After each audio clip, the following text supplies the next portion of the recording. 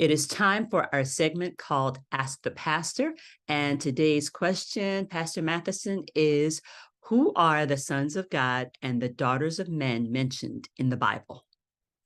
Amen. Thank you. Thank you so much, Lady Edith, for that question. Who are the sons of God and the daughters of men, as mentioned in the Bible, and especially in the book of Genesis. Now, Genesis chapter 6, verses 1, 2, and 4 says that now it came to pass when men began to multiply on the face of the earth, and the daughters were born to them, that the sons of God saw the daughters of men, and they were beautiful or attractive, and they took wives for themselves of all whom they chose.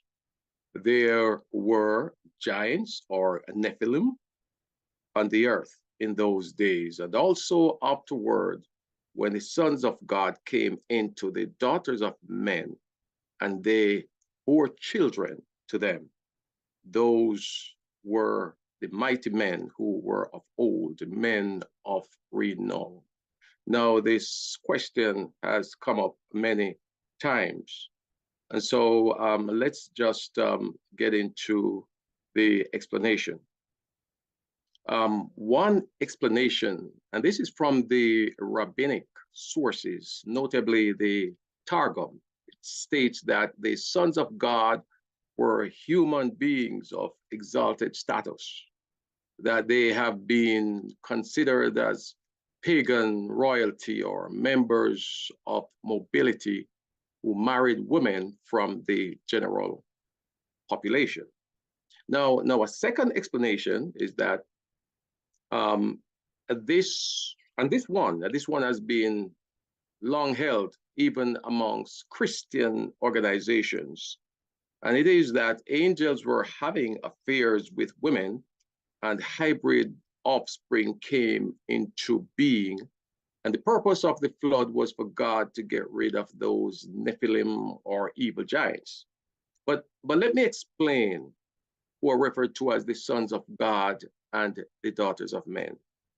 See, before Adam and Eve disobeyed God and ate of the forbidden fruit, everything was perfect. Everything was perfect on the earth. And that's how sin started, when they ate the forbidden fruit. Now, with sin, you have murder, lying, wickedness, all type of wickedness under the sun. Adam and Eve had two sons, Cain and Abel. Cain was a farmer, and Abel was a shepherd.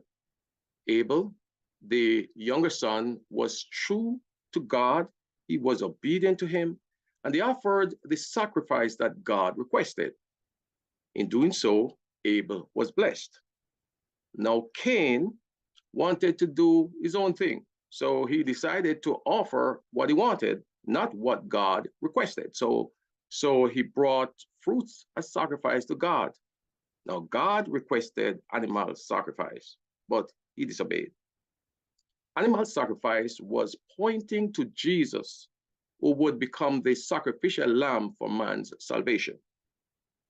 Cain became jealous because Abel was blessed, and God, in his love and mercy, offered Cain chances so he could become obedient and he would be blessed too. But instead, he became jealous of his brother, and the covetousness worsened. So he became angry, and then he murdered his brother.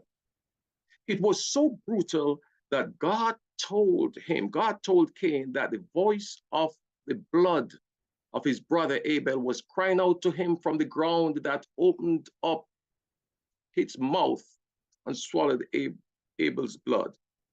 So God cursed Cain. He cursed Cain, mentioning that even the soil, because he was a tiller of the soil or of the ground, he was a farmer, so even the soil would not be lucrative to him, and that he would become a vagabond.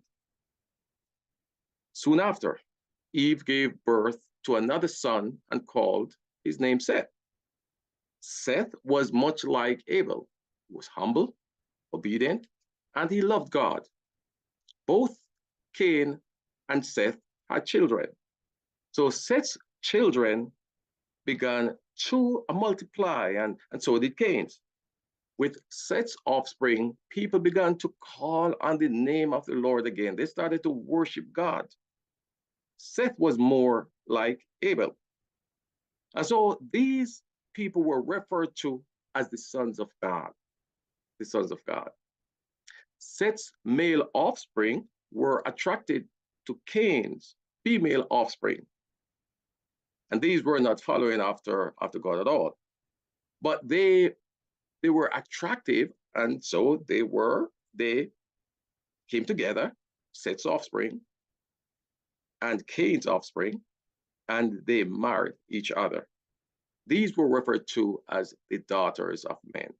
Some of their children followed in the ways of Seth, and others in the way of the wickedness of the world. So I hope that you have a good understanding of what it's meant by the sons of God and the daughters of men. God bless you. We'll see you next week for another Ask the Pastor.